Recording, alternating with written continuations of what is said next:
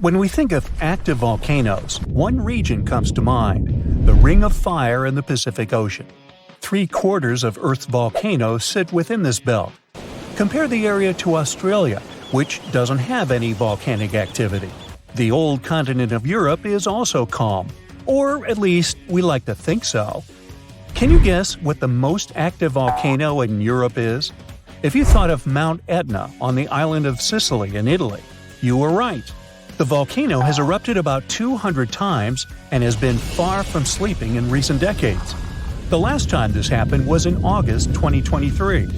The highest mountain in the Mediterranean is 500 million years old. But in Iceland, there is a much younger volcano. It sprang into action on the 10th of July 2023. In the afternoon, 3 fissures appeared in the ground on a peninsula in the southwest of the island. This was at a base of a small mountain peak. Its name means Little Ram in the local language. The volcano spewed molten lava high into the air. There were also gas plumes in the area. But the scientific community wasn't surprised by the event. They already knew about the volcanic area that stretches between the cities of Reykjavik and Keflavik. Its name is hard to pronounce. Hey, I want to buy a vowel. It had already erupted during the previous 2 summers. This activity came after 8 centuries of dormancy. In the days leading up to the latest eruption, seismologists, the scientists who study earthquakes, recorded over 12,000 tremors. When the ground opened up in July, the fissures were over 1.5 miles long. The following morning, 2 of them closed. All the lava was now coming out of the last fissure. It grew into an elongated cone, the simplest shape of volcano we are all familiar with. The lava soon filled a large crater. It grew almost 100 feet tall during the first week, and it is still growing. On the night when the eruption started, lava spread out in all directions. Its cinders set ablaze the dry moss in the vicinity. Local authorities closed off the surrounding area. There were toxic gases from the volcanoes and smoke from the burning moss. Firefighters flocked to the area. After a week, they proclaimed the area safe. Visitors soon came to witness the birth of Europe's youngest volcano. This form of tourism is quite developed in Iceland. People come from all over the world to watch active volcanoes. The land of fire and ice is home to more than 130 volcanoes. Some 30 of them are active. Now, I know what you're thinking right now. Is volcano tourism safe? In Iceland, it is. The country's authorities research and constantly monitor all of the hotspots. The island is dotted with several dozen seismic stations. These help researchers accurately predict future eruptions, and emergency services are accustomed to these sorts of events. They can quickly cordon off danger zones. This is what happened in 2010. A volcano in the south of the island, the name of which everyone struggled to pronounce, erupted. It spewed out a plume of steam and ash that was 7 miles high. This wasn't a fun time to be an air traveler. Winds carried the enormous plume southeast toward northern Europe. Many countries closed their airspace for several days for safety reasons. The volcano erupted in March, but the Earth was shaking from January the same year, so seismologists knew that an eruption was approaching. When it comes to the continent's youngest volcano, the tourist infrastructure is already there. Visitors can leave their cars at a designated parking lot. Then they go on a 5-hour-long trek. This leads to a viewing deck. Tourists are so close to the epicenter that they can feel the heat haze from the crater. The sight is the most impressive at nighttime. Safety is never a concern. Scientists regularly chart out hazard maps that outline the borders of lava fields. This way, visitors who stick by the rules are never in harm's way. More than a week after the eruption started, a section of the crater collapsed. Lava flowed downhill west of the volcano. This majestic smoldering hot river is slow-moving lava. Scientists categorize it as an AA type. The term is Hawaiian. It describes basaltic lava that has a rough and brittle surface. The flow is composed of broken lava blocks that are called clinkers. They fall off as the substance flows. This reveals red-hot areas. The cooler sections of lava are gray and black in color. When it moves forward, it produces a distinctive sound like shattering glass. Nearly a month after the eruption of the new volcano, we got aerial footage of an interesting phenomenon. A tornado formed directly over the lava flow. This occurs due to the high temperatures in the area. When the conditions are right, a column of heated air can easily turn into a mini tornado. Scientists observed a similar event happen during the 2018 eruption of Mount Kilauea in Hawaii. The lava fields of Europe's second-largest island tell the story of the creation of Iceland. It sits above the place where the North American and Eurasian plates meet each other. Tectonic plates are huge rocky chunks of Earth's most outer layer. There are roughly 20 of them. They rest on a partially molten layer of rock. All the lava we see on the surface starts its journey here. You could say that these plates float on molten rock. Their boundaries are unstable, so when two plates grind past each other, they release tremendous amounts of energy. The formation of volcanoes is one result. These are places where the molten rock travels upward to the surface. Iceland began to form some 60 million years ago. The tectonic plates under the ocean drifted apart. Enough lava piled up on the surface to create solid ground. This ancient rock is under the waves today. As new lava reaches the surface and cools down, it pushes the old rock away from the center of the island. That's why the oldest parts of Iceland aren't 60 but only 16 million years old. The country's active lava fields are young in geological terms. Some of them are under 1,000 years old. Scientists consider the island a hot spot for volcanoes, pun intended. Nearly a third of the basaltic lava that reaches the Earth's surface in recorded history came from Icelandic eruptions. Fissure swarms, like the ones before the 2023 eruption, cover 30% of the Nordic country. For this reason, only a quarter of the island is inhabited. Norse Vikings were the first people to settle in Iceland at the beginning of the 10th century. Nature threw them a loud welcoming party. Just a few years after their arrival, they witnessed one of the greatest volcanic eruptions in history. Vikings came from a region without volcanoes, so they had no clue as to what was going on. Today, Icelanders are used to such events. This is good because their homeland is entering a new era of volcanic activity. Volcanologists suspect that recent events are an introduction to decades of more frequent eruptions. The peninsula that is home to Earth's youngest volcano is just 17 miles southwest of Iceland's capital city. It's been dormant for a long time. Present-day eruptions there are a reminder that the natural processes that created Iceland are still ongoing. Recently, scientists discovered that there's a historical link between volcanic eruptions in the north of Europe and glaciers. Our planet went through at least 5 major ice ages. These were exceptionally lengthy periods when the average temperature on Earth dropped. The result was the expansion of ice sheets across northern Europe and North America. The last ice age ended some 10,000 years ago. Researchers are still trying to fully understand how these glacial periods affected volcanic activity. They suspect that the sheer weight of all that ice disrupts the flow of magma underground. When glaciers retreat, the pressure is lifted. This makes it easier for lava to flow upward to the surface where it bursts.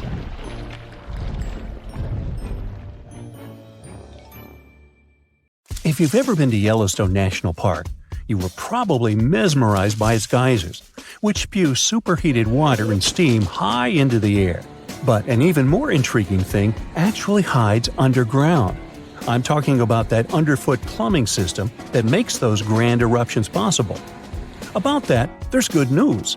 Recently, researchers have succeeded in mapping the national park's hydrothermal plumbing system with the help of a giant flying magnet.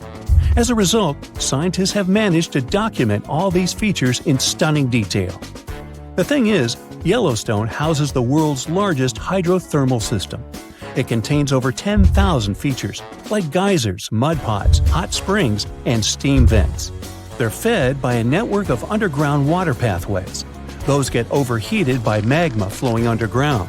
It causes the water to rise to the surface. Now, no one actually knows much about the workings of this system, but the newly created maps might finally shed light on it.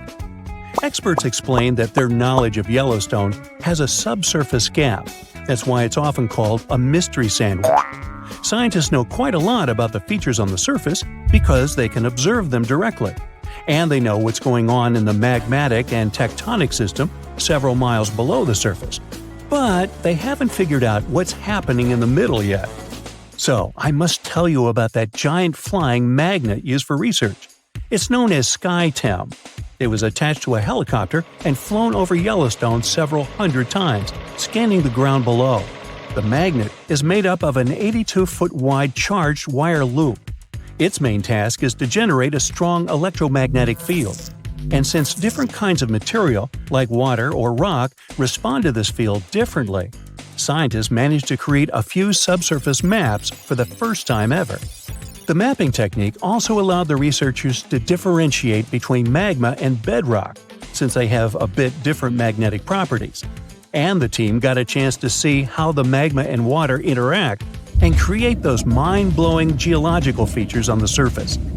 The team got high-resolution maps to a depth of around 500 and 2,300 feet, and low-resolution maps showing what's going on at a depth of up to 1.5 miles. At the same time, the researchers think that the hydrothermal system itself may stretch as far as 3 miles below the surface. If they're right, it means they've only mapped the top half of Yellowstone's plumbing system. Anyway, remember how I said that scientists know pretty much about the bottom part of the Yellowstone sandwich? They have such a good idea about the tectonic plates and deep fault lines because the park's frequent earthquakes provide them with a lot of opportunities to study different phenomena. In July 2021, for example, more than 1,000 earthquakes rocked the area. These days, the team of researchers knows much more about some famous features, like the Old Faithful Geyser or the Grand Prismatic Spring. They've also found out that individual hydrothermal features on the surface can actually be connected to others, which can be as far as 6 miles away from them. Another interesting discovery is that even though Yellowstone geysers and hot springs vary in size, shape, color, volatility, and chemical composition, they are mostly fed by very similar underground sources. That means that the difference between the features appears closer to the surface. Now, I'm sure you've seen the iconic image of Yellowstone with a large rainbow-colored spring, fiery orange at its edges. So what makes these hot springs so colorful? Surprisingly, these awesome hues come from microscopic creatures. The temperatures in the springs are so high they can easily and quickly cook you. Plus, the water there is super acidic, like the liquid in a car battery. But there are certain types of heat-loving microbes that don't mind these crazy conditions. You can even say they're thriving there. So every ring of a different color is, in most cases, a ring inhabited by different bacteria. And each species is adapted to a particular temperature or pH level, which measures how acidic this or that environment is. For example, take the Grand Prismatic Spring, yes, the iconic one. Its rainbow hues likely hint at the diversity of microbes living there. So, starting from the center of the hot spring, you can see a beautiful aquamarine color there. That's where the water temperature is the highest, reaching 189 degrees Fahrenheit, because this area is right over the underground water source. The water there is too hot even for microbes. That's why what you see is mostly clear water. As for the reason for its blue color, it's the same as why the sky is blue. Sunlight hits the surface of the water and the light scatters, but the blue light scatters the most, getting reflected back to your eyes. Now, the next ring of color is yellow, all thanks to certain cyanobacteria. The temperature in this yellow ring reaches 165 degrees Fahrenheit. If the conditions in the hot spring were a bit different, these bacteria would create a blue-green hue, thanks to a green pigment called chlorophyll. But since the sunlight hitting the spring is too intense, the bacteria start producing another type of pigment. It's called carotenoids. And guess what? It acts as a sunscreen for the bacteria. And since this pigment is orange, the normally green bacteria get a yellowish hue. And finally, we've got that bright orange color closer to the edges of the prismatic spring. It's a bit cooler there, around 149 degrees Fahrenheit. In this part of the spring, you can find several types of bacteria. They all produce substances that give the spring this bright orange color. And finally, right at the edges of the spring, The temperature is cooler, around 131 degrees, and a greater variety of microbes can survive there. All of them combined give the edges of the spring that red-brown hue. But scientists believe that people and their activity may have influenced the colors of Yellowstone's hydrothermal features. For example, in the past, the temperatures in the Morning Glory pool used to be much higher than they are today. That's why its color was a deep blue. But trash has started to accumulate in the pool, and some of it clogged the vent. This caused the temperatures to drop, which led to microbial growth. As a result, that pretty blue color turned into orange-yellow. As for Yellowstone's geysers, the most famous one is called Old Faithful. It got this name at the end of the 19th century because of how regular its eruptions were. This geyser is more active than the others, erupting about 20 times a day. Each of these magnificent events lasts from 1 to 5 minutes, and the fountain of steaming water can reach a height of 180 feet.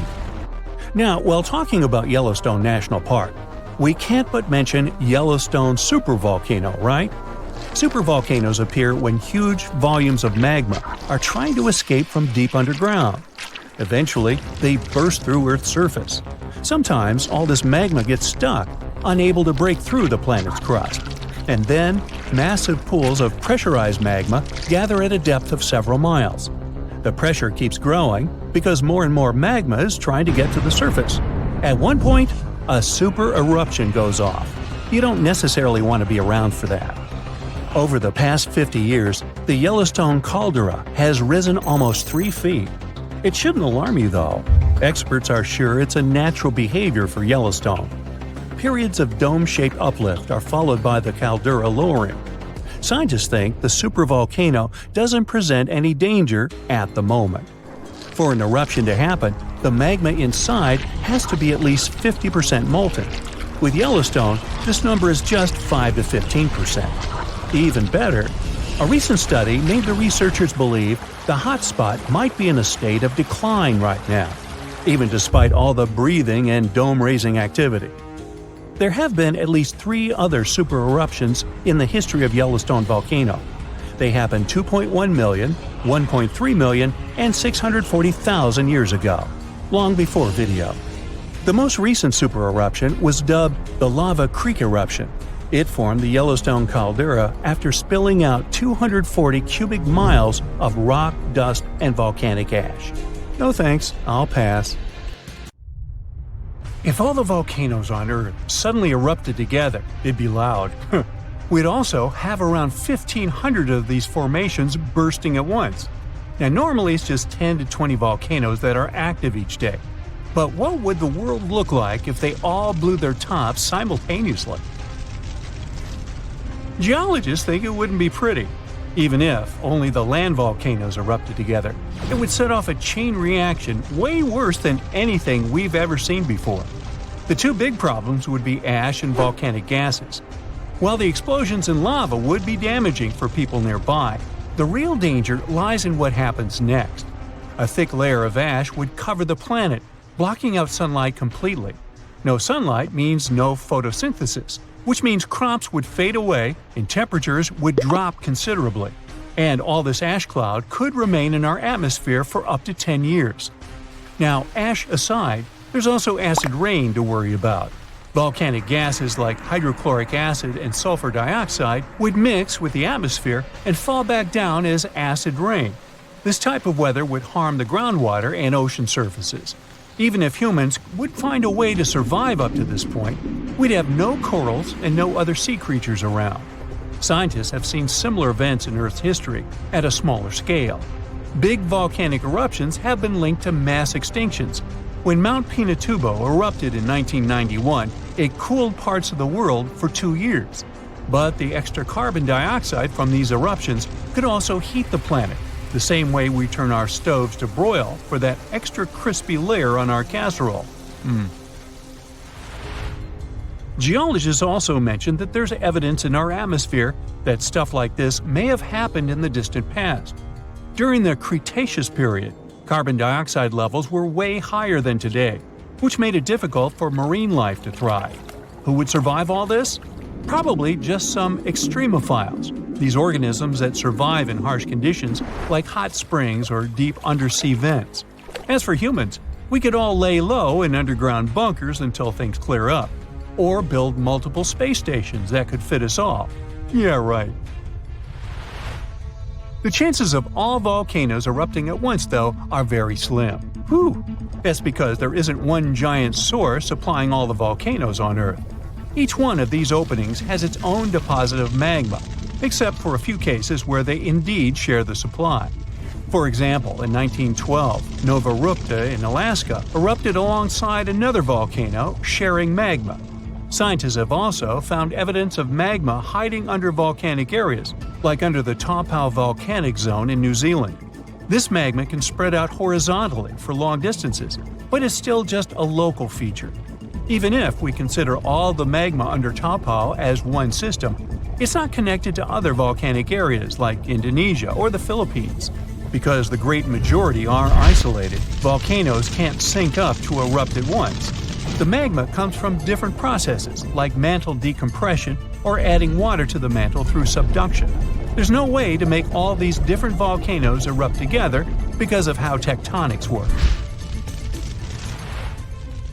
Now, that doesn't mean we won't see interesting volcano activity in the future. Take an underwater area near British Columbia, where recently about 200 small earthquakes per hour have been noted. Deep beneath the Pacific Ocean floor, off the coast of Vancouver Island, magma is set to erupt, heating the water so much that it'll bubble like soda. However, this event will likely go unnoticed by anyone other than scientists. The anticipated eruption will most likely happen around 3 miles below the ocean surface. Scientists explain that the earthquakes range from negative to 4.1 magnitude, meaning only those nearby would feel any tremors. This unusual activity gives us a rare opportunity to study how the Earth's crust forms. The magma beneath the ocean floor is estimated to be almost 1,500 degrees Fahrenheit, but will cool rapidly upon eruption and contact with water. This runny rock will solidify upon contact with the seafloor, turning black quickly. This event will be useful for biologists too, who will have the opportunity to study the marine animals' response to any changes, like run! Antarctica, often seen as a vast icy continent, also holds a volcanic surprise beneath its frozen surface.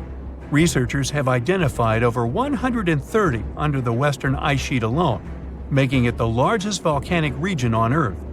Most of these volcanoes, about 90, were only recently discovered in 2017. But could any of these Antarctic volcanoes actually erupt? Well, it depends on which volcano we're talking about. While these formations are relatively young in geologic terms, it's hard for scientists to tell if they're still active or not.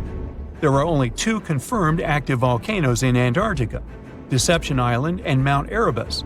The latter, standing tall as the highest peak on the continent, has been continuously erupting since at least 1972.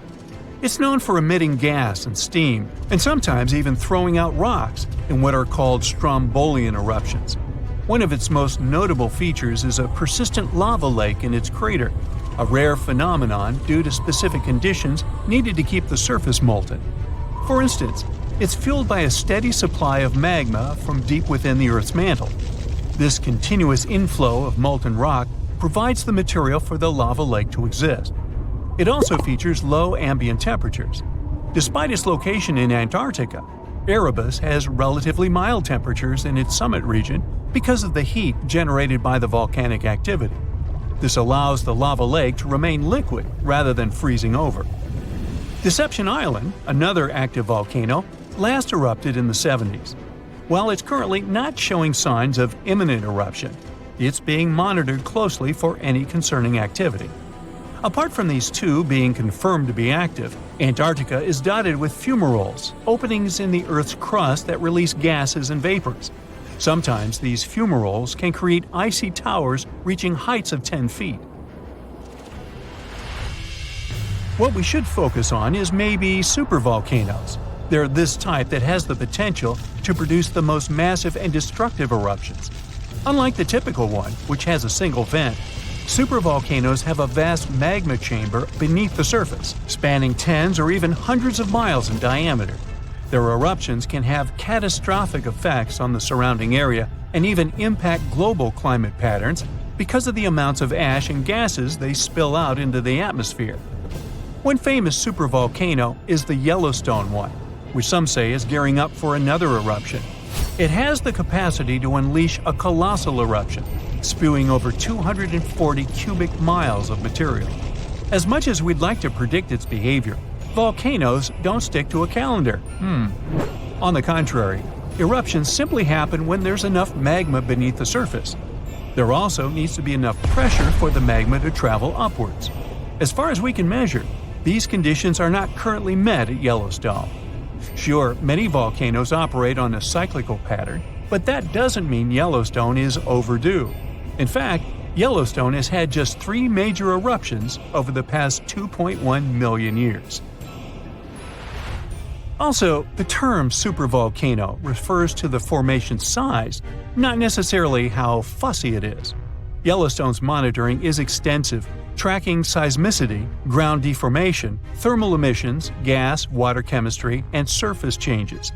Signs of an eruption would include thousands of earthquakes over a short period. We'd also see deformation on the ground and weird gas emissions ahead of time. Stable, as it might look like for now, the consequences of it having a major eruption could look ugly. Ash dispersion could blanket a 500-mile radius, potentially disrupting Midwest agriculture and clogging waterways. Ash and gas emissions into the stratosphere could induce global climatic effects, making our planet colder for several years. And yes, we've seen some research that it shows there's more liquid molten rock under the Yellowstone volcano than scientists believe. But that doesn't translate to imminent danger. Brighter green plants might give us a warning when a volcano is stirring. Turns out, unlike earthquakes, which are super unpredictable, volcanoes can sometimes show early signs. Plants growing around volcanoes look healthier when volcanic activity ramps up because they thrive on increased carbon dioxide levels, a gas that volcanoes emit during eruptions and through underground magma. They also turn browner when the volcanic activity peaks, likely due to harmful gases and heat harming the vegetation. Scientists use satellites to figure this all out. They analyzed satellite data spanning from 1984 to 2022. Future changes might be tracked through satellite imagery as well. Now, this isn't easy to measure directly, especially when volcanoes are tucked away in hard-to-reach, lush areas, such as Taal Volcano in the Philippines and Mount Etna in Italy. This way, plants could give us a heads up about volcanic eruptions years before they happen. With this new, weird method, we could save nearby communities by enhancing safety measures, minimizing property damage, and improving evacuation plans. Volcanoes and plants are often tied in mysterious ways. For example, volcanic eruptions in Krakatoa, Indonesia, gave a surprising boost to saguaro cacti in Arizona's Sonora Desert, even though they're thousands of miles away. When the infamous Krakatoa volcano erupted in the 19th century, it sent shockwaves around the world and suddenly helped nurture a generation of saguaros. These incredible cacti can be up to 40 feet tall as adults, but they start life as tiny seedlings that struggle to survive in the desert's harsh conditions. However, thanks to the cooler and wetter conditions caused by volcanic eruptions like Krakatoa, they can get unbelievable growth spurts. Chillier summers and milder winters that follow such eruptions create perfect conditions for young saguaros, which usually don't make it due to extreme heat and cold. But volcanoes not only influence plants, they're also Earth's jewelry makers. Deep beneath the surface, in the fiery heart of a volcano, conditions are just right to form dazzling gems. When volcanoes erupt, they can bring these treasures up to the surface. One of the most famous gems created by volcanic activity is the diamond. They're usually found in a rare type of volcanic rock called kimberlite, which forms deep within the Earth under extreme pressure and temperature. Millions of years ago, kimberlite eruptions, small but powerful volcanic events, hauled diamonds from deep within the Earth. This created sources for many of today's diamond mines. Now, these eruptions didn't happen just anywhere, but originated from the stable hearts of continents, known as cratons. They were bursting forth from as deep as 75 miles underground. Fueled by a mix of carbon dioxide and water, they were like natural rockets, blasting through the Earth to form carrot-shaped channels filled with diamond-laden rocks. Recently, scientists have delved into why these eruptions happen. They suggested that the breakup of ancient supercontinents like Pangaea disrupted the mantle's flow underneath, triggering these spectacular kimberlite eruptions.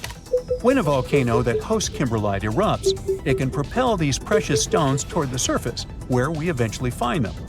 There are other gems that can be found in solidified lava, like peridot, a bright green stone that forms in the molten rock of the upper mantle and is brought to the surface by volcanic activity. There's also obsidian, a shiny glass-like rock that forms when lava cools rapidly. And then there are some insane rocks, like the ones that can hold water in them even in lava. The deeper we dive in volcanoes, the rarer are the gems we can find. If we dive into the thick layer known as the mantle, we might find olivine, a resilient, pretty green mineral that makes up about half of this layer. It loves high temperatures and happily forms in lava, eventually crystallizing into the igneous rocks we find scattered across the Earth's surface thanks to volcanic eruptions. As olivine cools, it starts to crystallize. Sometimes these crystals are tiny, but other times they grow large and can be polished into beautiful gemstones used in jewelry or industrial processes like metal casing. But as we venture deeper, about 250 miles down, olivine undergoes a fascinating transformation. Here we encountered the layer that's called the transition zone. In the transition zone, the pressure is intense and the heat is on the rise. In this place, olivine morphs into exotic materials like wadleyside and ringwoodite. They show a lovely blue-green hue and a glossy sheen. While they're too rare and small for jewelry, they have a unique ability to hold water within their structures, not as droplets, but as hydrogen and oxygen components, making up to 3% of their volume. Later, it turned out that the transition zone is not just a pressure cooker for minerals, it's a giant sponge, holding a vast underground water reservoir. This was a groundbreaking discovery. You get the pun? This hidden water doesn't form an ocean as we know it, but suggests vast amounts of water are stored deep within the Earth. Volcanoes can help us learn more about life not only on our planet, but on others as well. In the fiery heart of Costa Rica's Poas volcano lies Laguna Caliente. This hydrothermal crater lake is among the most brutal environments on Earth. We've got a whole bunch here: scalding temperatures, toxic minerals, and water so acidic it can corrode metal. But despite all that, there's a few tough microorganisms that manage to thrive in these conditions. And this remarkable survival has caught the attention of scientists because it might just hold clues about life on Mars. Scientists are studying these extreme microbes. Turns out they've developed a myriad of genetic adaptations to withstand their harsh surroundings.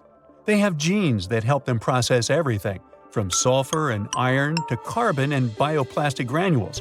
All these things could be crucial in environments as challenging as Mars.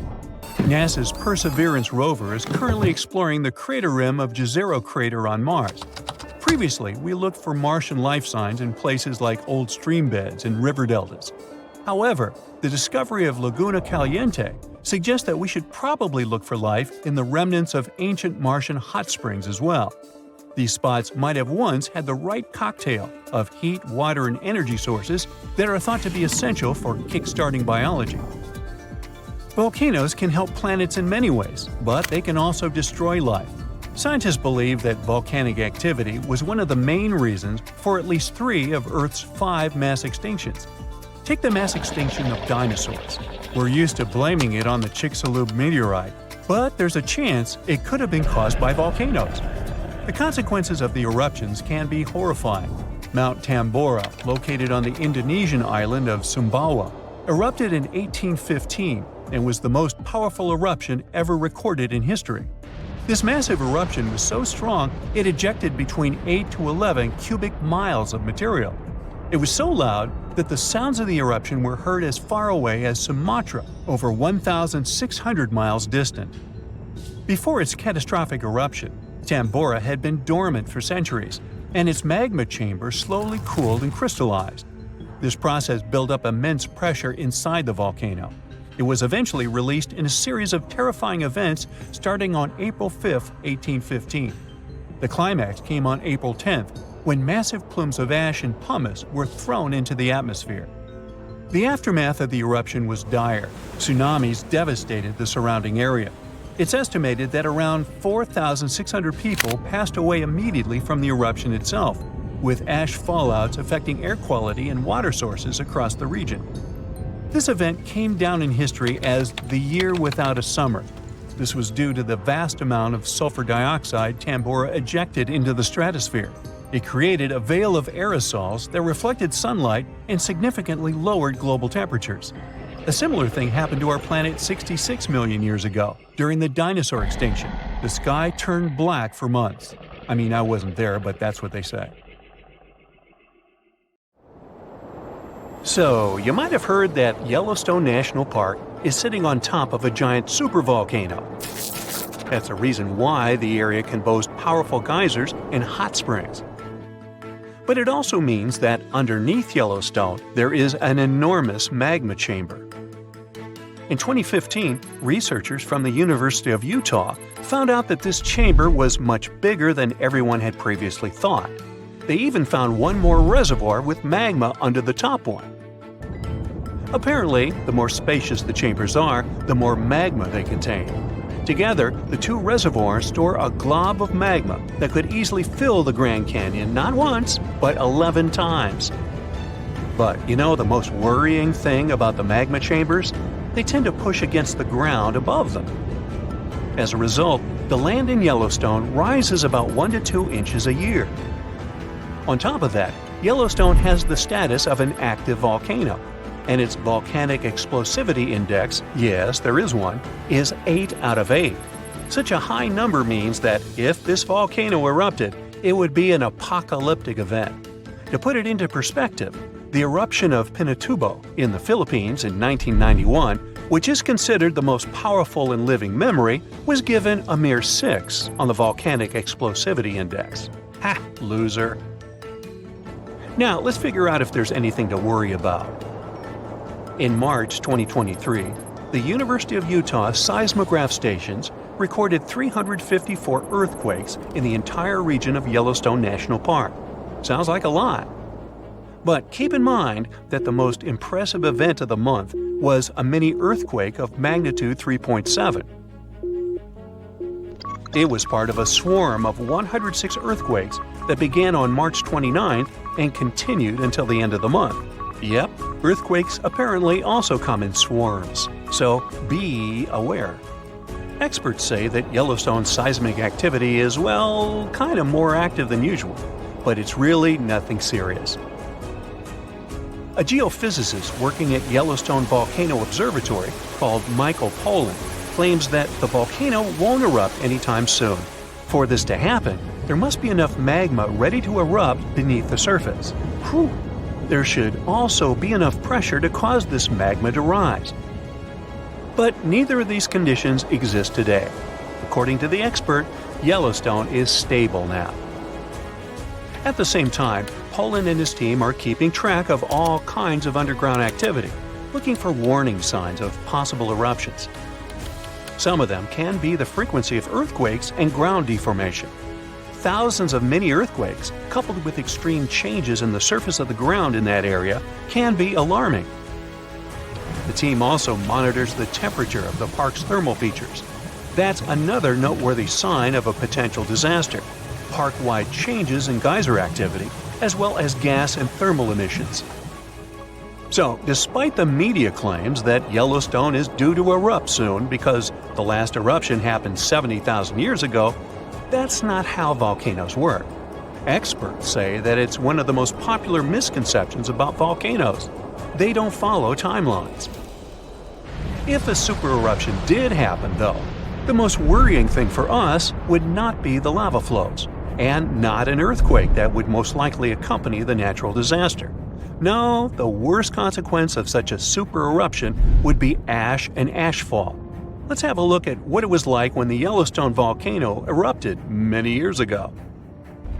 There have been at least 3 supereruptions in the history of the volcano. The most powerful of them was 2,500 times more devastating than the terrifying eruption of Mount St. Helens in Washington state in 1980. As for the most recent supereruption, it was dubbed the Lava Creek eruption. It formed the Yellowstone Caldera after spewing out an insane amount of dust, volcanic ash, and rock into the air. Recently, scientists have also learned about two other previously unknown supereruptions that happened around 9 and 8.7 million years ago. The younger of the two is now considered to be the largest recorded event of the whole Snake River Yellowstone volcanic province.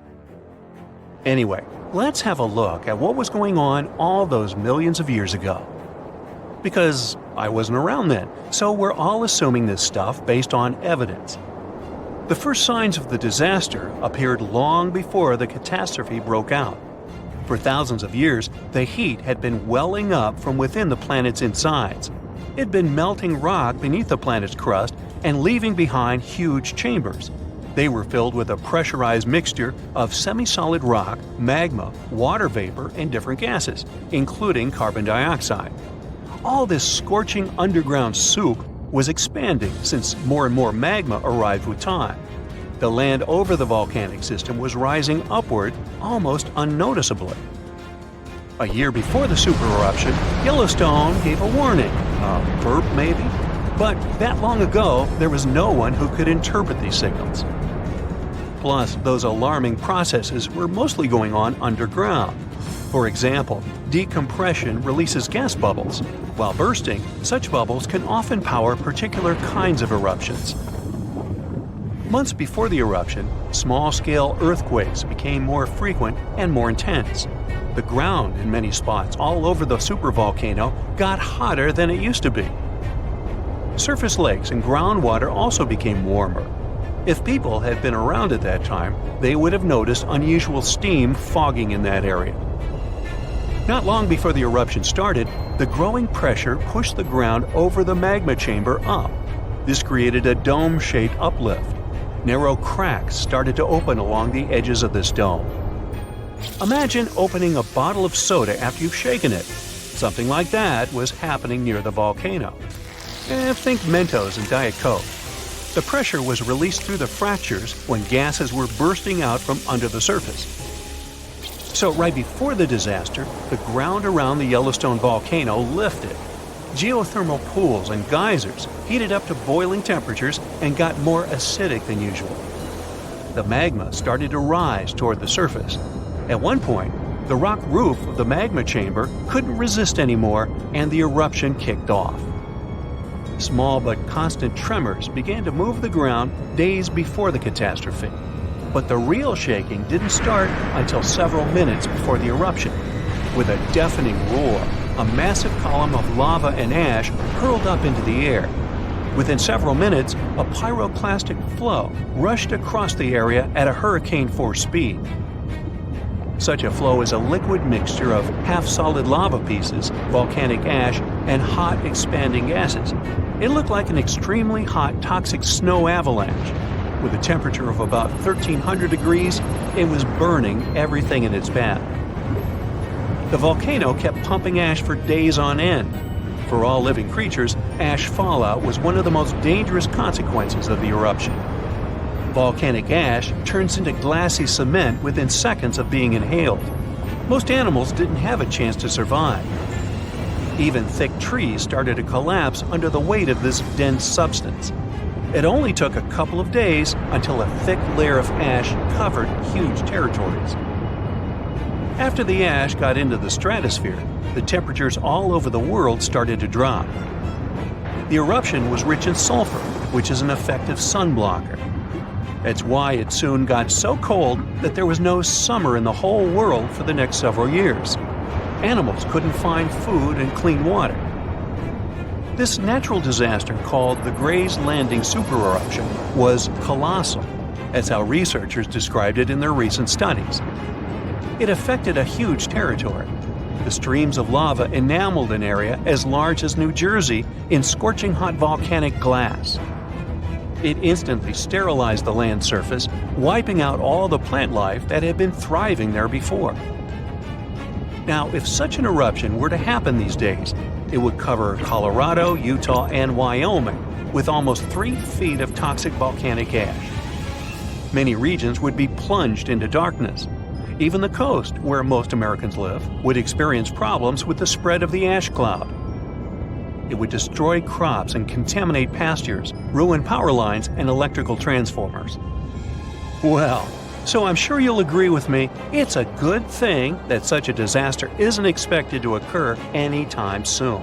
Hey, we got enough other stuff on our plate. Gwajan Volcano in Indonesia is not your ordinary lava-belching mountain. Instead of producing black smoke and red lava, as most volcanoes do, this eccentric guy lets out a blue flame and electric blue lava. This phenomenon occurs because the volcano contains some of the highest levels of sulfur in the world, and when the sulfuric gases interact with scorching air and get lit by the molten lava, they start to turn blue. Unfortunately, you can see this mesmerizing sight only at night, but you can smell it all day long. By the way, the world's largest acid lake is also located inside this crater. The Dead Sea has a high concentration of salt and minerals compared to other seas, even though it's technically a lake. Swimming is almost impossible, but people go there for the natural chemicals for the body. Floating on the surface is a great way to relax. This ancient body of water got its name because no macroscopic organisms can live there since it's 9.6 times saltier than oceans. Only a few bacteria and fungi can be found enjoying the salt. It's also Earth's lowest elevation on land at 1,400 feet below sea level. An underground crystal cave exists in Mexico, and it looks like some interstellar world. It's roughly 1,000 feet beneath the surface, with each spike measuring up to 35 feet in length and weighing up to 55 tons. These are some of the largest crystals in the world. Luscantire Beach is an endless strand of white sand dunes and azure water. But don't let the tropical vibes fool you. It's located in Scotland. That's why it mostly looks like this during May and June only. In December, the place gets only an average of 1 hour of sunshine per day, making it way more dramatic and monochrome. The Georgia Guidestones is a collection of giant stones in a star pattern. It has inscriptions in 8 languages, including Hindi, Chinese, and Swahili. It also has an astronomical calendar finished in 1980 and was built to last centuries. No one knows who built it or why. All the way over in sunny California is Sequoia National Park, home to the giant forest. It's been around for thousands of years. More than 8,000 of these colossal trees rule the land, including 10 of the largest living plants in the world. The General Sherman sequoia is estimated to be up to 2,700 years old and is recognized as the world's largest known living tree by volume. The famous stone heads of Easter Island have been around for hundreds of years. No one knows exactly why they were built. Some scientists think that local people believe the statues would make the soil more fertile. Soil analysis proved the heads did their job well. It's the best agricultural spot on the island. The chemical composition of the ancient hot springs in Pamukkale, Turkey, makes the water pouring over the edge look magical. They're not only good for cleansing your body, but the mind too. All the way in Saudi Arabia is a rock sliced perfectly in the middle with 2 pieces sitting parallel. What makes Al Nasla so unique is that it wasn't artificially done, but is a result of nature's work over the years. Now, this glacier may look like someone dropped tons of red paint in the middle of Antarctica, but it's actually the natural color. Blood Falls is a result of extreme salted water mixed with iron oxide, giving out this eerie vibe in the middle of nowhere. In early May 2018, New England observed one of the scariest and most dangerous phenomena ever, a super long-track tornado. The frightening natural phenomenon started not far from Charleston, New Hampshire, and traveled toward the town of Webster in Merrimack County. It took the tornado 33 minutes to cover 36 miles and become the 3rd on the list of the longest track tornadoes in New England. In the Philippines, you can swim in some of the most crystal-clear waters and discover an underwater world below you in the province of Palawan. The municipality of Coron has white sandy beaches with many small boats riding through the many amazing sceneries. Tristan da Cunha is a small volcanic archipelago in the Atlantic, with the only neighboring cities of Buenos Aires, Argentina, and Cape Town, South Africa. It takes 7 days by ship to get to this unique place. If you want to escape from the rest of the world, staying with the 280 locals will make you feel like you're away from everything. During the first week of January 2018, unusually cold weather in the northeast United States froze the Atlantic Ocean in North Falmouth, Massachusetts. What's more, the ocean was frozen so thoroughly that people were walking on the waves. Now, that's obviously something you don't see every day. Red sand is what makes this beach unique and why tourists flock to Tianjin, China. A red-colored plant called a Sueda salsa dwells in the saltwater. The whole beach is covered in red, with only the top layer of the sea visible. If there ever was a thing that said, "I defy gravity" out loud, it's the stone of Damasco in Argentina. The huge 300-ton boulder stands precariously on the edge of a cliff and rocks a little bit from side to side in the wind. People even checked it by putting glass bottles under one of its edges. They exploded with another movement of the rock. Unfortunately today, you can't see this wonder of nature as it was a century ago. In 1912, the boulder suddenly dropped from its perch, which it had occupied for literally hundreds of years. The people of the nearby town of Tandil were so sad about this event that 95 years later, in 2007, they decided to restore the stone. They made a plastic replica of the rock and put it on the same spot and even in the same position. So, even today, coming by Tandil, you can see its famous balancing boulder. More of a symbol now, of course, because it's no longer rocking and only weighs 9 tons, but instantly recognizable nonetheless. Socotra is an alien-like island off the coast of Yemen in the Indian Ocean, with one of the most unique trees ever seen. It's called the dragon tree, and it can only be found on this amazing island. In 2008, it was labeled as a World Heritage Site.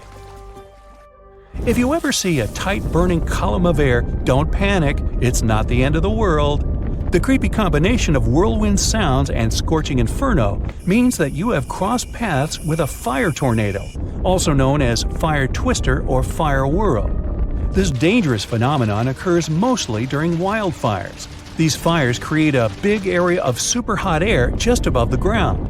When this scorching air gets mixed with the cooler air higher up, it results in a whirlwind that churns up burning debris and flames. The most powerful firenadoes can stretch hundreds of feet into the air. The House of Mystery in Gold Hill, Oregon, amazes its visitors with gravity-defying effects. You can't stand straight there, always leaning to the side and having to hold on to something for balance. Balls roll upwards. There's also a broom that stands perfectly still wherever you put it, unlike virtually everything else in the shack. The local Native American tribes called this place the Forbidden Ground, even before the house was built there, and they avoid approaching it. The owners of the shack, though, decided to turn it into an attraction, and they succeeded. They created an atmosphere of mystery around the place, and spread the news about it in newspapers and later on the internet, and voila! A perfect anomaly is made. In fact, it's no more than a curiosity, a human-made optical illusion that tricks your eyes and other senses. Now, if you travel to the Philippines, Indonesia, or Papua New Guinea, you'll have a chance to see some of the most unusual and cheerful trees in the world. The trunk of the rainbow eucalyptus looks as if it had been painted orange, green, red, purple, yellow, brown, blue, hey, you name it. Some trees are so bright that they seem artificial. The rainbow eucalyptus regularly sheds strips of bark, which reveals a bright green layer underneath. A bit later, this green layer gradually changes its color, and since the shedding happens at a different time in different places on the trunk, the tree starts to look multicolored and very attractive. Yemen is home to the oldest skyscrapers in the world and the oldest metropolis. The ancient city of Shabam is considered to be the Manhattan of the desert, due to the collection of mud buildings popping out of the desert floor. It used to be a caravan stop during ancient times.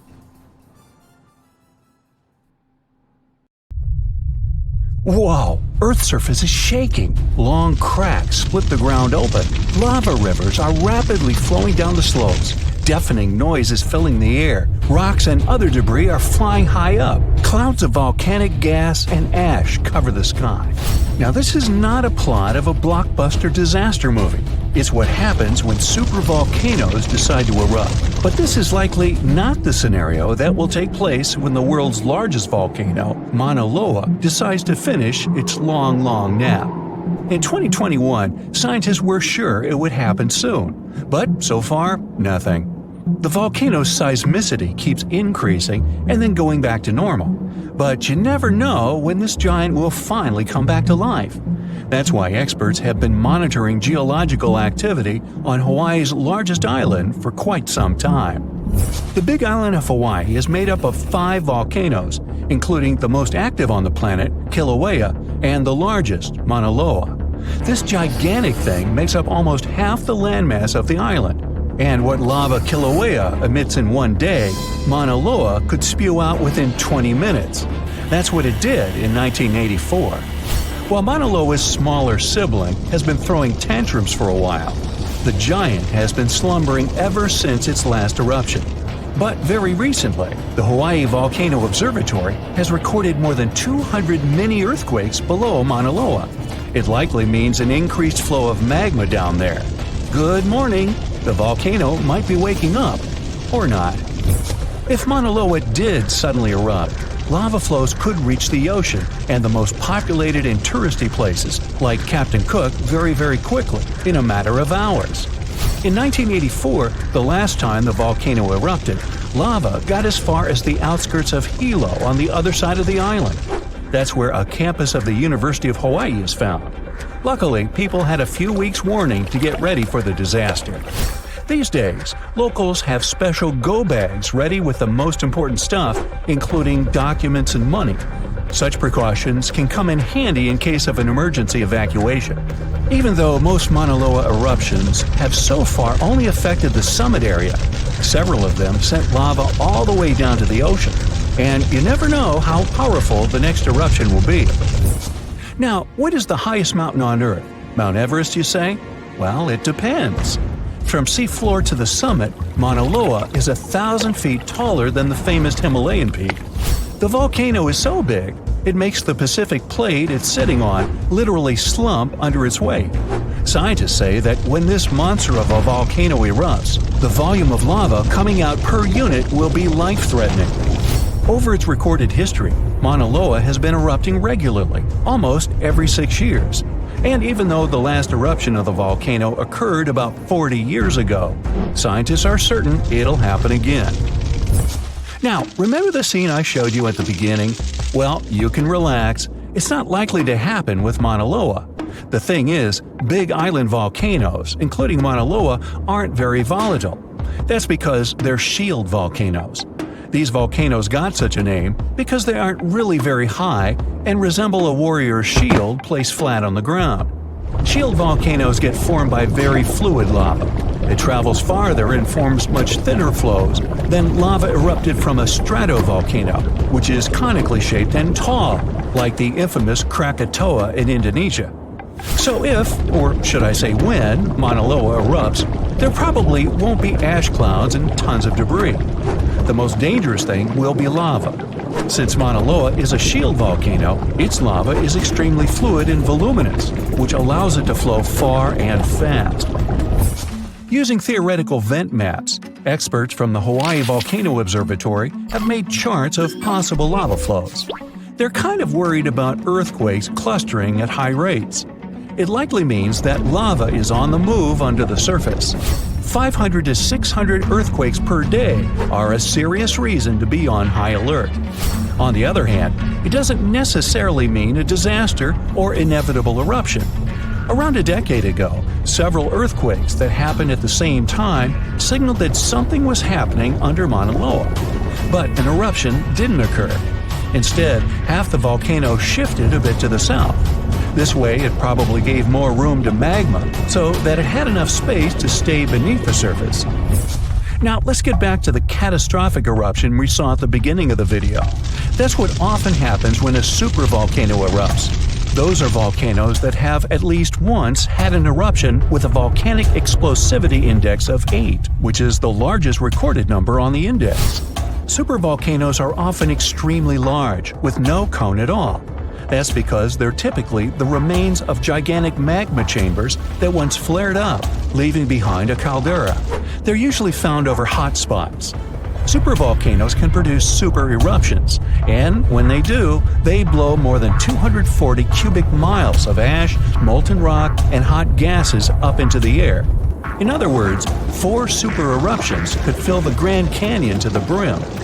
Supervolcanoes get formed when gigantic volumes of scorching hot magma are trying to escape from deep underground. This magma rises close to the surface but can't break through Earth's crust. That's why a huge pressurized pool of bubbling magma gathers at a depth of only several miles. The pressure keeps growing because more magma is trying to get to the surface, until, bam, a super eruption occurs. The most recent super eruption happened in New Zealand. Well, when I say recent, I mean around 26,500 years ago. Nah, I wasn't around then. That's when a supervolcano beneath the surface of Lake Tahoe spewed into the air more than 300 cubic miles of ash and pumice. Imagine 500,000 Great Pyramids of Giza flying up at the same time. That's how incredibly powerful that eruption was. But the most exciting and confusing thing about the eruption was that the Tahoe volcano simply didn't go off like many others. At first, everything was going as usual. More than 200 square miles of magma had built up under the surface, and the pressure was getting higher and higher. But after the rock cracked and the first part of lava rushed out of the crater, something went wrong, and the supervolcano took a break. Only several months later, the disastrous eruption shook the ground, and thousands of tons of lava, rocks, and ash flew high into the atmosphere. But the age of supervolcanoes isn't over. The most infamous of them all is probably the one in Yellowstone National Park. This giant handles at least 3 mega-powerful eruptions, and who knows how many smaller ones. If this monster erupted anywhere as strongly as it did 2.1 million years ago, it would spit out more than 588 cubic miles of red-hot material. You can probably picture it more vividly if I tell you that this volume is comparable to 65 million Capitol rotundas in Washington, D.C. piled together. Wow. Anyway, scientists are sure that Yellowstone doesn't present any danger these days.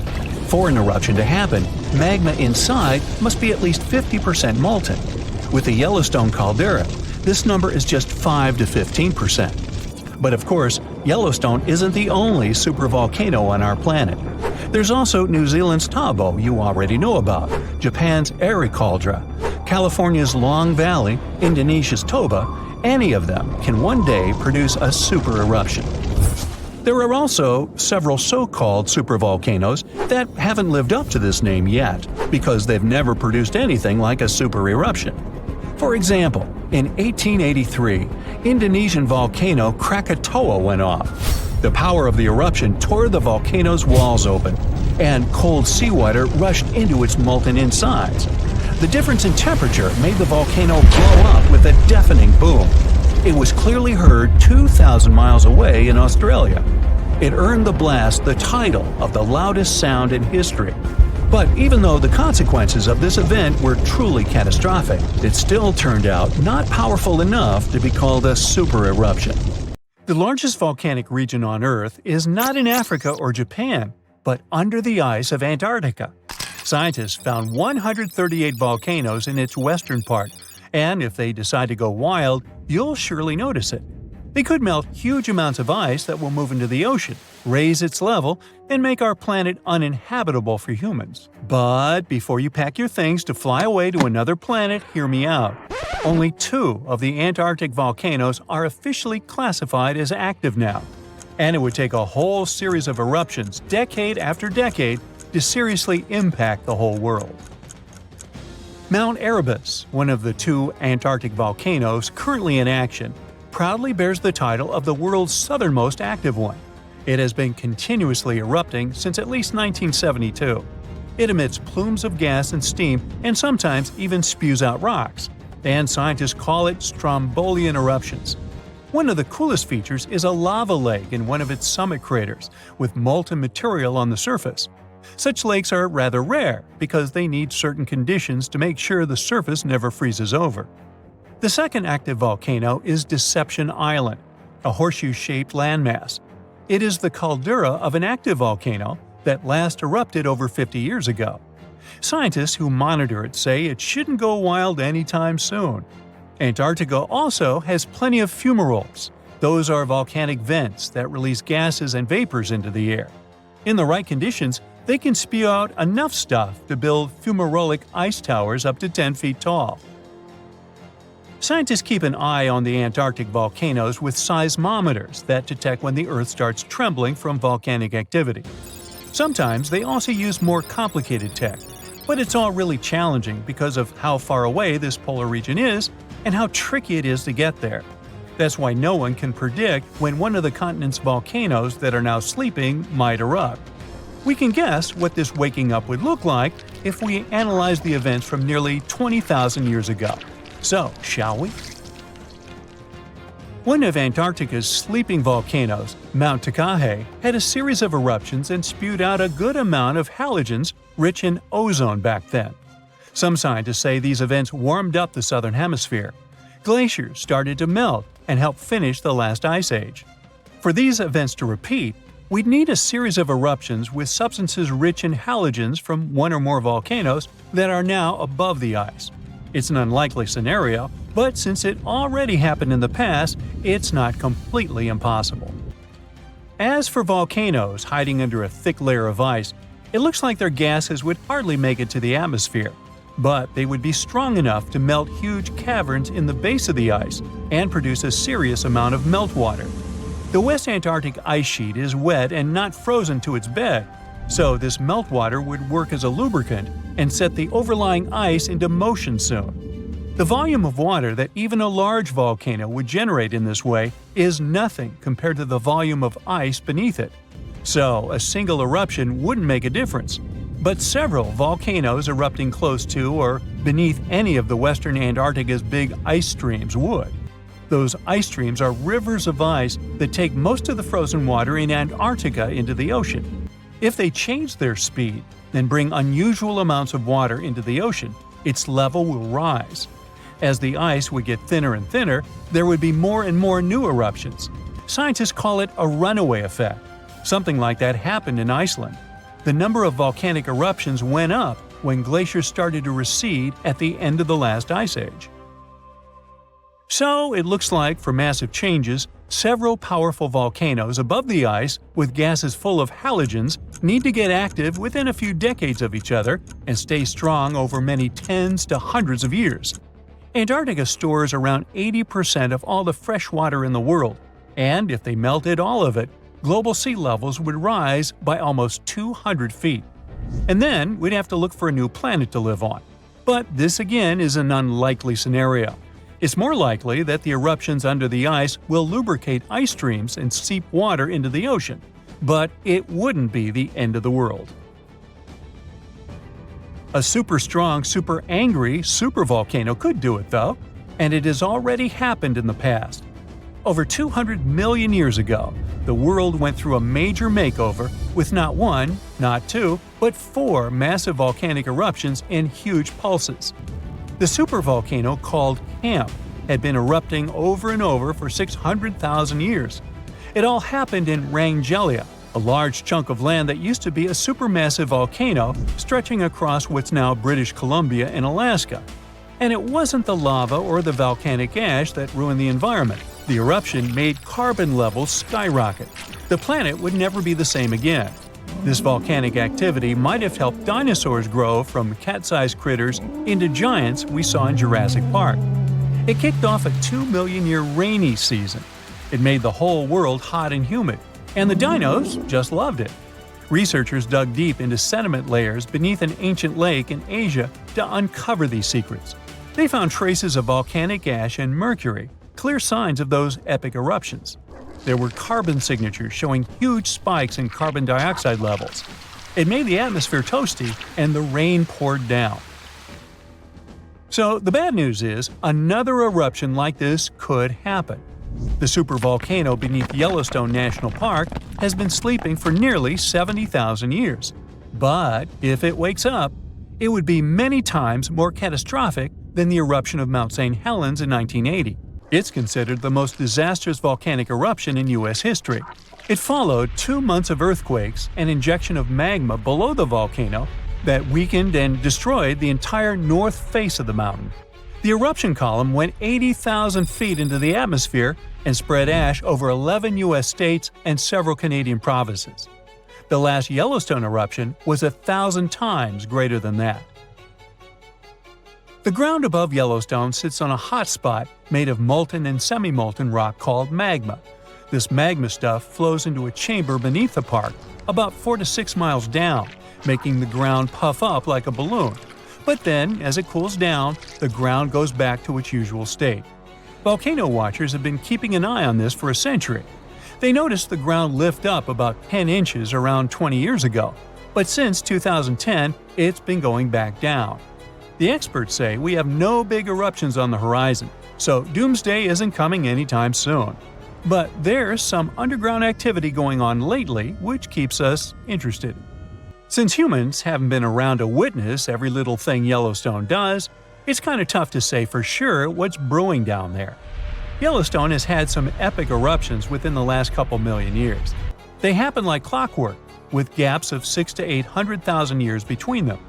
The last big one was around 640,000 years ago, and it basically reshaped the entire landscape, spreading ash and debris as far as Louisiana. You can still see the aftermath of the last big eruption in the Yellowstone Caldera today. Experts say a massive eruption like the last one is an unlikely scenario. We're more likely to see eruptions of steam and hot water or lava flows. When and with what force it will wake up remains a mystery to scientists. The ground shakes beneath you. The pictures rattle on the walls. You hear a rumble off in the distance. Then, boom, a deafening explosion.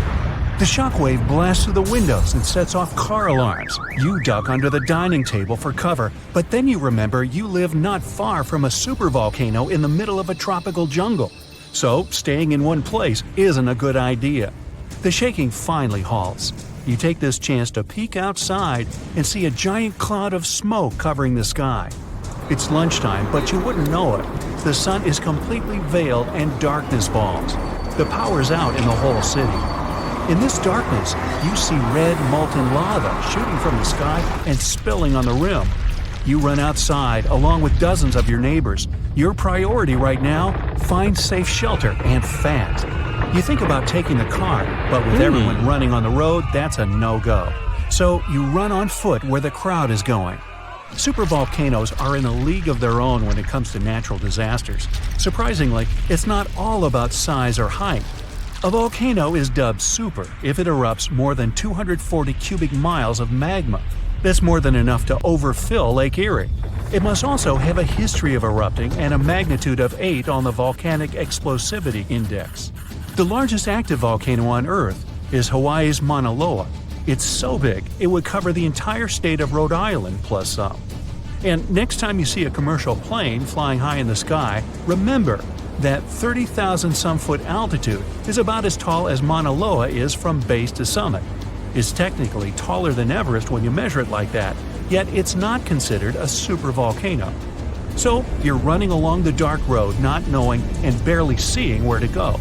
Then, all of a sudden, a massive flaming boulder smashes through the bridge in front of you. You and everyone else are now stranded on the side of the volcano, as it's getting more chaotic each second. Most of the crowd disperses, finding their own ways to safety. You remember there's a way to the other side not many people know about, but you'll have to cross a raging river through the dense jungle. You calm what's left of the crowd, and everyone follows you to your secret getaway. You finally get out of the city limits and head into the jungle. With the sky already dark, the tall trees and thick leaves make it almost pitch black. Everyone gets out their phone flashlights to navigate through the dark path. You all need to stick together and make sure nobody gets lost. Suddenly, fiery rocks strike the trees not far from you. Everyone jolts and tries to rush ahead, but nowhere is safe when it's raining scalding fire all around. You and your group have to pick up the pace or else. Imagine a typical avalanche or mudslide, very dangerous situations on their own. Now, imagine an avalanche of lava rocks and lava sliding down a mountain instead of mud.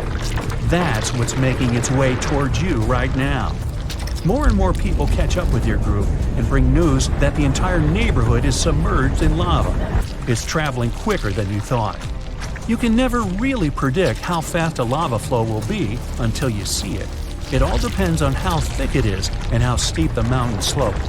Lava can move slowly at about 20 feet a minute, a fraction of the average person's walking speed. Or it can flow as fast as 30 miles per hour, which even the fastest person on Earth can't outrun. But the lava isn't even the most dangerous problem. If you didn't have protection, the gases spewing from the eruption would fill your lungs, and those spread faster and further than the lava flow. Your eyes and throat would be itchy. You'd get a headache, dizziness, increased heart rate, difficulty breathing.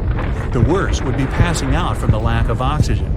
Luckily, everyone managed to grab their gas masks before leaving their homes. You're now entering the treacherous terrain of the jungle and the danger zone. Everyone's phone batteries are giving out one by one, so your vision is even more limited. The terrain is tougher and you can't hear any sounds from the river. At this point, you're not even sure if you're going the right way. But your instincts tell you the deeper you go, the safer you'll be. The path is muddy, and the vines are hindering everyone's movements. That's when you hear something big running through the jungle. It's coming up on you fast. You can't see a thing until it's right up on you. A bear! And there goes a rhino. Wild cats, domestic cats, dogs, different creatures of all sizes and species. They all come running through the jungle right past you. You and your fellow humans aren't the only ones fleeing from the eruption. The rumbling is still going on.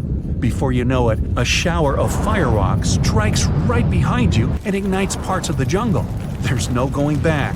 Everyone picks up and runs for it. You hear thunder in the distance. A flash of lightning lights up the dark sky. You think, finally, some rain to wash away this fiery nightmare. But that's not a regular storm brewing. These giant smoke clouds can mimic a thunderstorm under similar conditions. Your luck finally pays off. You hear the river straight ahead. You reach the bank and have to hop on some stones to get to the other side. You almost slip when someone from the group catches you just in time. Whew, that was too close. Not far down the river is a large waterfall leading straight to a shallow lake with sharp rocks at the bottom. The ash from the lava falls like snow, covering most of the trees and landing on the river. Ash is one of the most dangerous things about volcanic eruptions. You're soaked to the bone, but it's a lot better than ash and smoke. And then the rest of the group follow. The next thing you know, the river starts steaming as lava meets the bank and runs into the water. You try your best to speed things up. The lava can heat this water up to dangerous levels, and there are still people slowly crossing the river on the slippery rocks. Luckily, you manage to get everyone across. Well, almost everyone. You turn around and see someone's leg got caught between two rocks. The lava continues to pour into the river. You can feel the heat of the steam. You rush back to this person and try to pull them out. Their leg won't budge. Someone else from the group comes to help, and you're finally able to pull them out in the nick of time. You and everyone else, now exhausted from your trek, keep going as far as possible. That's when you see the main road that connects you to the broken bridge. There are others on the road that got out safely, and even some cars filling up with survivors and heading fast out of the area. The volcano is still spewing lava, and the entire city is flooded with it. What was once your town now looks like a giant burning lake. Planes and helicopters can't fly because of the smoke and ash, so don't count on an air rescue. You're still at risk even though you're on safer ground, so it's still too early to celebrate. Everyone continues to move away from the city. The further, the better. The ground continues to shake, but this time it's even more intense than before. Supervolcanoes are powerful enough to cause many earthquakes. But it's a good thing you're out in the open, far from the buildings and debris in the city. Now, back to reality. Rest assured that a volcanic eruption of this intensity won't happen for a very long time, as in millions of years. Besides, thanks to warning systems and humanity's preparation for such an event, It's extremely rare for even a regular volcano to do as much damage as it could. So, don't scratch Yellowstone off your travel list just yet.